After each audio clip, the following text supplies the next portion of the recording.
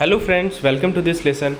So in today's session we are going to discuss our unit number 23 IE and IFS which is based on DFI. DFI का full form है दोस्तों development financial institution.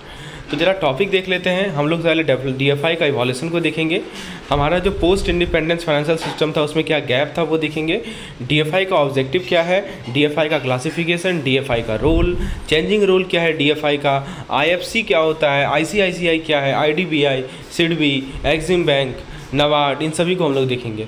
और फिर दोस्तों हम लोग नेफेड को लास्ट में देखेंगे। चलिए सबसे पहले देखते हैं कि DFI का इवोल्यूशन कैसे हुआ। दोस्तों जो हमारे साथ नए साथी जुड़े हैं JIB प्रिपरेशन के लिए, उनको मैं बताना चाहता हूं कि यदि आपको quick revision session, MCQs, unit wise MCQs, unit wise theory, mock test, यदि इन सभी की आवश्यकता है तो आप हमारे पेड कोर्स का हिस्सा हो सकते हैं।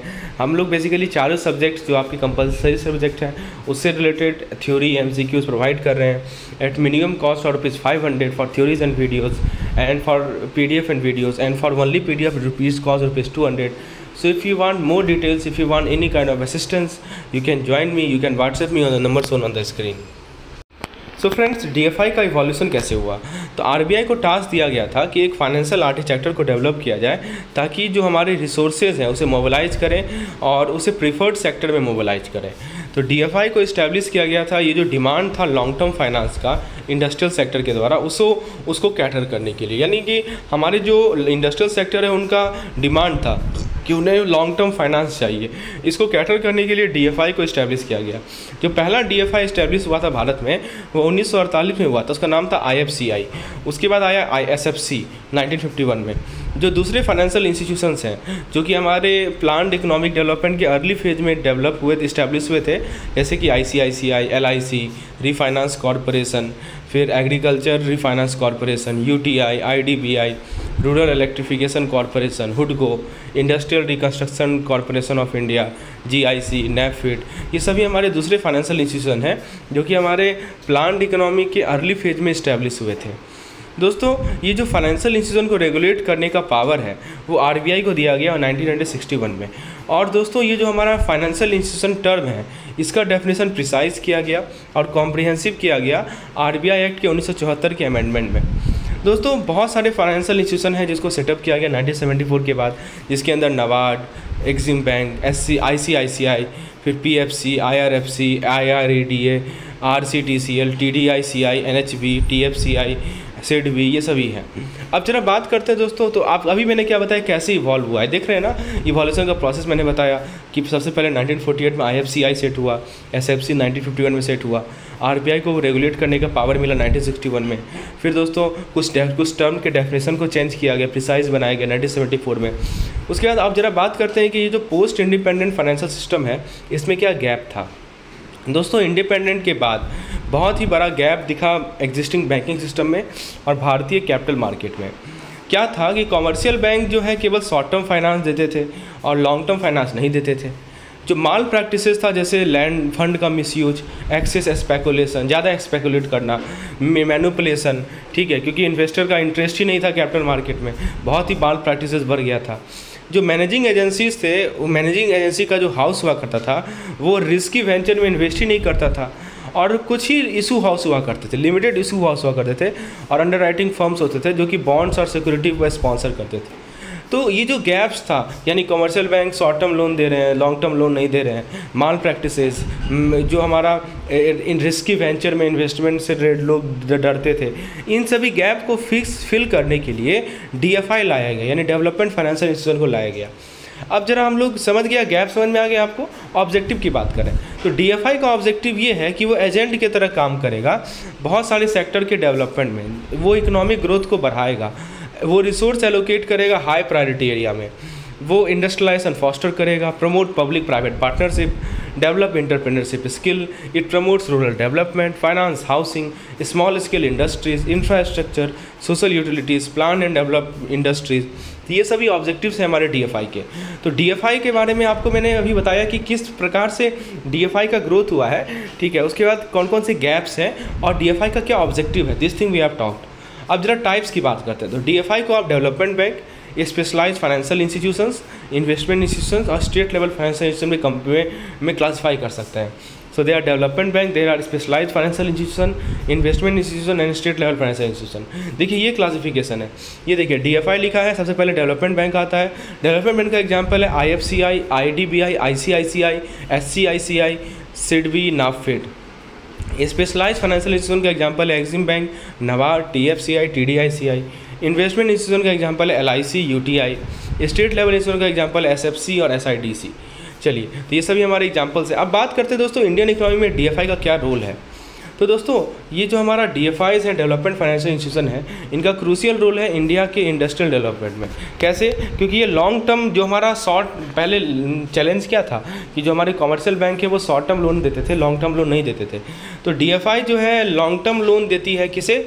इंडस्ट्रीज़ को नया यूनिट सेटअप करके एक्सपेंशन के लिए। मान लीजिए कोई इंडस्ट्री नया यूनिट सेटअप करना चाह रही है, एक्सपेंड करना चाह रही है, मॉडर्नाइज करना चाह रही है, एग्जिस्टिंग यूनिट को रिहेबिलिटेट करना चाह रही है, तो इन सभी के लिए दोस्तों लॉन्ग टर्म लोन देती है कौन? DFI देती है।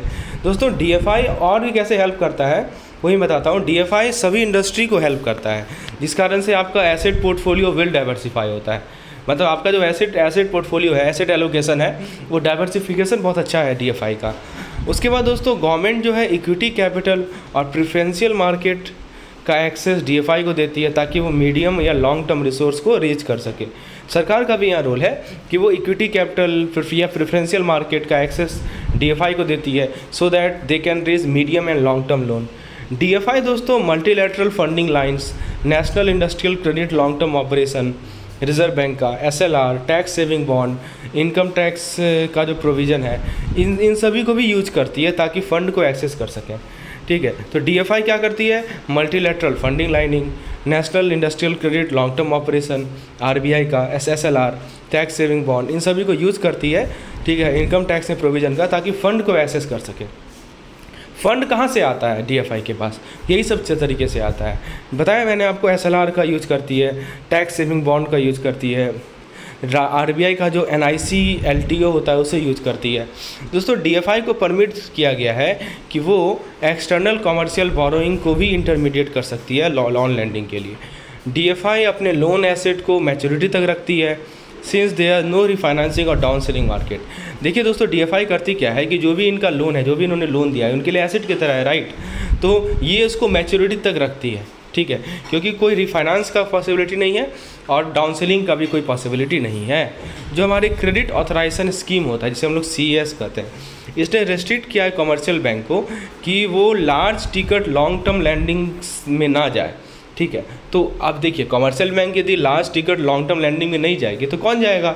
तो ये हमारे DFI जाएंगे, जिनको इनका पर्पज़ ये है कि लॉन्ग टर्म लोन दिया जाए। ठीक है, किसे दिया जाए? तो इंडस्ट्रीज़ को दिया जाए। दोस्तों ये जो एक्सटर्नल कमर्शियल बोरोइंग है, इसका जो एसेस होता है कॉरपोरेट के द्वारा, ये पहले परमिट नहीं किया गया था, और जो कैपिटल मार्केट था वो काफ़ी नैरो था और सैलो था, कुछ ही पार्टिसिपेंट थे। लेकिन दोस्तों जो डेब्ट मार्केट है उसमें जो एक्टिविटी था वो लगभग समाप्त था, जिससे दोस्तों DFI को एक अच्छा अपॉर्चुनिटी मिला कि वो प्रॉफिटेबली ऑपरेट कर सके। जो हमारा मीडियम या लॉन्ग टर्म लोन है उसे ग्रीनफील्ड या ब्राउनफील्ड लोन में प्रोजेक्ट में इन्वेस्ट करके। तो देखिए डेब्ट मार्केट में एक्टिविटी ना के बराबर था, यहाँ पे DFI ने इसे यूज़ किया, इस अपॉर्चुनिटी को यूज़ किया और इसने मीडियम और लॉन्ग टर्म लोन ग्रीनफील्ड और ब्राउनफील्ड प्रोजेक्ट में दिया। दोस्तों ये ग्रीनफील्ड या ब्राउनफील्ड प्रोजेक्ट क्या है ये मैंने आपको ऑलरेडी बताया है पिछले लेक्चर में। ठीक है, तो ग्रीनफील्ड और ब्राउनफील्ड प्रोजेक्ट में इन्होंने लोन दिया। ठीक है, और डेब्ट मार्केट में एक्टिविटी बहुत ही कम था, तो इनका स्प्रेड भी अच्छा था। रिस्क स्प्रेड समझते हैं? स्प्रेड मतलब क्या होता है कि देखिए हमारा जो नेट स्प्रेड मतलब ये होता है दोस्तों कि कितना इन DFI को इंटरेस्ट से एक्सपेंस है, इंटरेस्ट पे कितना खर्चा हो रहा है और कितना इनको इनकम हो रहा है, उसे स्प्रेड कहा जाता है। इंटरेस्ट रेट के बीच का जो डिफरेंस होता है ना, उसे स्प्रेड कहा जाता है। तो इनको बहुत फ़ायदा था, राइट। खासकर ये जो ग्रीनफील्ड और ब्राउनफील्ड प्रोजेक्ट में ये जो इन्वेस्ट किए, इससे इनको काफ़ी ज़्यादा एडवांटेज मिला DFIs को। अब ज़रा बात करते हैं दोस्तों DFIs के चेंजिंग रोल के बारे में और यूनिवर्सल बैंक का इमरजेंस। तो जैसे ही हमारा लिबरलाइजेशन पीरियड आया, कब आया था? 1991 में आया था। तो एक ज़रूरत फील हुआ कि DFI को कमर्शियल बैंक में इस्टेब्लिश किया जाए। तो यूनिवर्सल बैंकिंग का कॉन्सेप्ट आया, जहाँ पे banking institution long term loan देने लगे और जो है बैंकिंग इंस्टीट्यूशन जो है लॉन्ग टर्म लोन देने लगे। ठीक है। और साथ ही साथ दोस्तों शॉर्ट टर्म कॉमर्शियल और रिटेल फाइनेंस करने लगे। आरबीआई ने एम्फेसाइज किया कि कोई भी प्रूडेंशियल या सुपरवाइजरी नॉर्म का डाइल्यूशन जो है बैंकिंग बिजनेस के लिए ये इनएडवाइजेबल है। और डीएफआई जो है बैंक में ट्रांसफॉर्म हो सकते हैं यदि वो कुछ प्रूडेंशियल नॉर्म्स हैं जो कि बैंकों के लिए एप्लीकेबल है उसे सेटिस्फाई करते हैं। तो यानी जो भी डीएफआई प्रूडेंशियल नॉर्म्स को सेटिस्फाई करेगी वो कॉमर्शियल बैंक में कन्वर्ट हो सकती है। तो फिर यहाँ पे आया नरसिम्हन कमेटी का रोल। नरसिम्हन कमेटी ने ये रिकमेंड किया कि ultimately there should be universal bank and restructured NBFC. मतलब अल्टीमेटली दो ही चीज़ होगा, या तो आपका यूनिवर्सल बैंक होगा और ये स्ट्रक्चर्ड एनबीएफसी होगा। तो गवर्नमेंट ने अपना इंटेंशन अनाउंस किया कि डीएफआई को क्यों ना हम यूनिवर्सल बैंक में कन्वर्ट कर दें। तो जैसे आईसीआईसीआई था उसको बैंक में बना दिया गया, इसको नाम दे दिया गया आईसीआईसीआई लिमिटेड। आईसीआईसीआई लिमिटेड और आईडीबीआई मर्ज हो गया, आईसीआईसीआई बैंक लिमिटेड बन गया और आईडीबीआई बैंक बन गया। तो दोस्तों यहाँ पे क्या हुआ कि जो आपको सेलेंट फ्यूचर्स है, रोल है, फंक्शन है, ठीक है, इसके अंदर हम लोग एक एक करके IFCI, ICICI, IDBI, SIDBI, Exim bank, ये सभी जो हमारे डीएफआई हैं इसके बारे में बात करेंगे। चलिए सबसे पहले बात करते हैं आईएफसीआई के बारे में। आईएफसीआई दोस्तों सरकार ने गठन किया था 1948 में ताकि इकोनॉमिक ग्रोथ को प्रमोट कर सकें। जो हमारे manufacturing, infrastructure, services, agriculture sector के जो प्रोजेक्ट्स हैं, ठीक है, वहाँ पे इकोनॉमिक ग्रोथ को प्रमोट किया जा सके। इन सभी प्रोजेक्ट को सपोर्ट करके हमारे आर्थिक विकास को प्रमोट किया जा सके। आईएफसीआई ने बहुत ही सिग्निफिकेंट कंट्रीब्यूशन किया इंडियन इकोनॉमी में। 1991 में दोस्तों क्या हुआ कि भारतीय अर्थव्यवस्था को लिबरलाइज किया गया, उदारीकरण का जो दौर चल रहा था, और आईएफसीआई का जो कॉन्स्टिट्यूशन था वो स्टैट्यूटरी कॉर्पोरेशन से चेंज कर एक कंपनी में बदला गया। पहले क्या था, ये पहले स्टैट्यूटरी कॉर्पोरेशन था, अब क्या हो गया 1991 के बाद ये कंपनी हो गया। क्यों ऐसा किया गया? ताकि दोस्तों फंड रेज कर सके कैपिटल मार्केट से।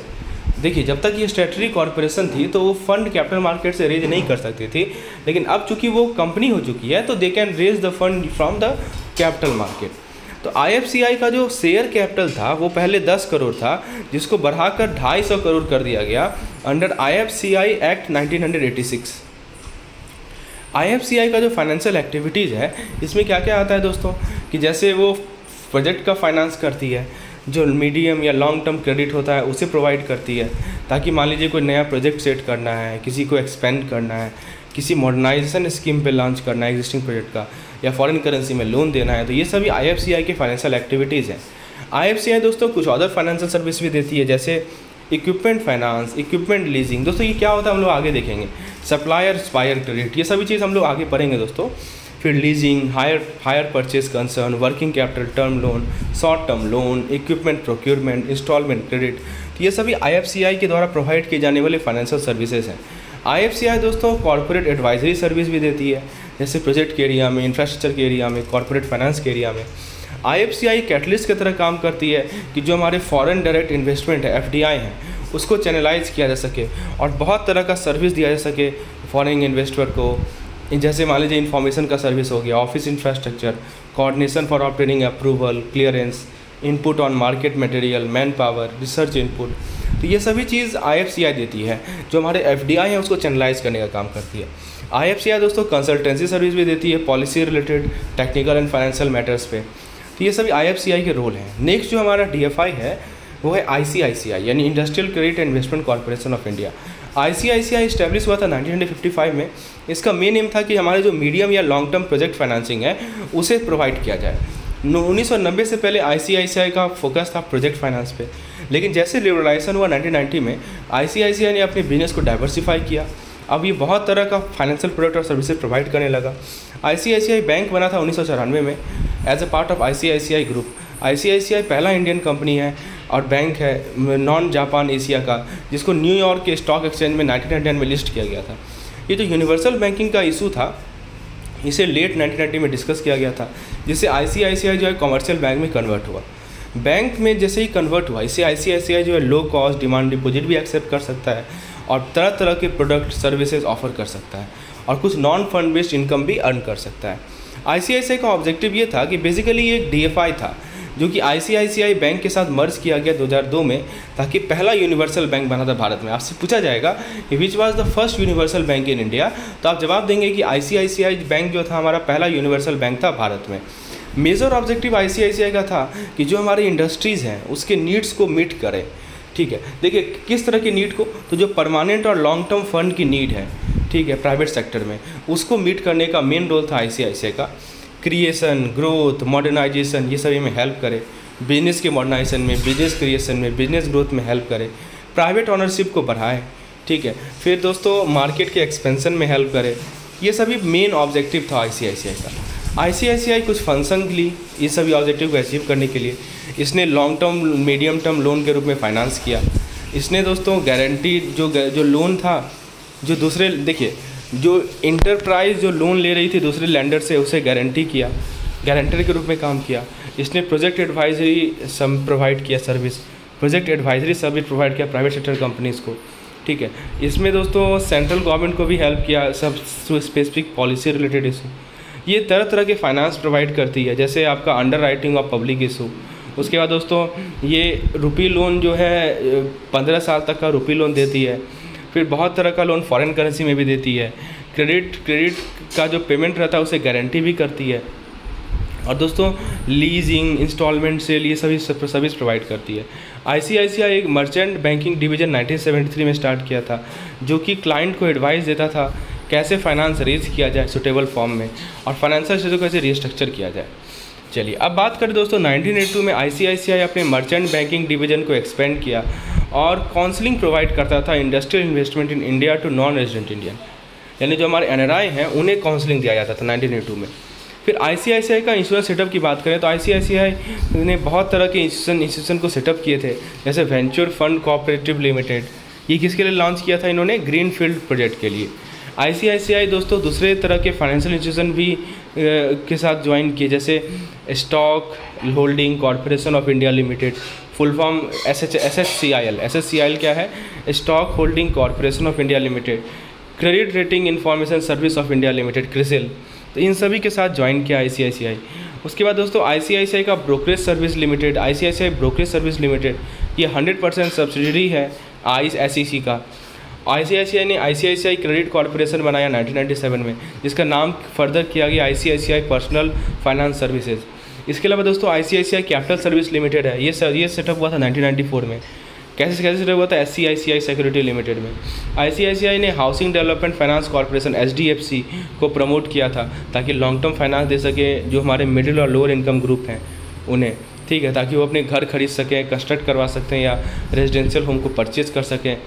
क्रिसिल को सेटअप किया गया था UTI के एसोसिएशन में, ताकि क्रेडिट रेटिंग सर्विस दिया सके कॉर्पोरेट सेक्टर को। यानी जो कॉर्पोरेट सेक्टर को क्रेडिट रेटिंग देने का काम क्रिसिल को दिया गया था। क्रिसिल का फुल फॉर्म है credit rating information service of India limited. Technology development and information company of India TDICI, इसको प्रमोट किया गया था ताकि वो ट्रांसफ़र कर सके और हमारे टेक्नोलॉजी को अपग्रेड कर सके। तो दोस्तों ये था हमारा पार्ट 1 लेक्चर। इसमें हमने आईसीआईसीआई, फिर हमने आईडी कुछ बेसिक चीज़ के बारे में बात की। मैंने आपको बताया कि कैसे हमारा DFI को इवॉल्व हुआ था। उसके बाद दोस्तों मैंने बताया कि क्या क्या गैप्स था पोस्ट इंडिपेंडेंट फाइनेंशियल सिस्टम में, उस गैप को कैसे DFI ने मीट किया। फिर मैंने आपको टाइप्स ऑफ DFI के बारे में बताया। DFI का तरह तरह का होता है, डेवलपमेंट बैंक होता है, स्पेशलाइज्ड FI होता है, इन्वेस्टमेंट इंस्टीट्यूशन होता है, स्टेट लेवल इंस्टीट्यूशन होता है। DFI का क्या रोल है इंडियन इकोनॉमी में, ये मैंने समझाया। उसके बाद दोस्तों हमने डिस्कशन किया कि DFI का रोल कैसे चेंज हो रहा है, यूनिवर्सल बैंक कैसे आ रहा है। ठीक है, उसके बाद दोस्तों मैंने IFCI के बारे में बताया, IFCI का सारा इंपॉर्टेंट रोल बताया दोस्तों। उसके बाद ICICI को बताया। तो ये था आज का लेक्चर। अगला लेक्चर पेड मेंबर के लिए अवेलेबल होगा। तो यदि आप इस तरह के लेक्चर को चाहते हैं तो आप प्लीज़ मुझे इस नंबर पर व्हाट्सएप करें, आपको मैं डिटेल बताऊँगा और एक एक चीज़ कंसेप्ट क्लियर करूँगा। धन्यवाद।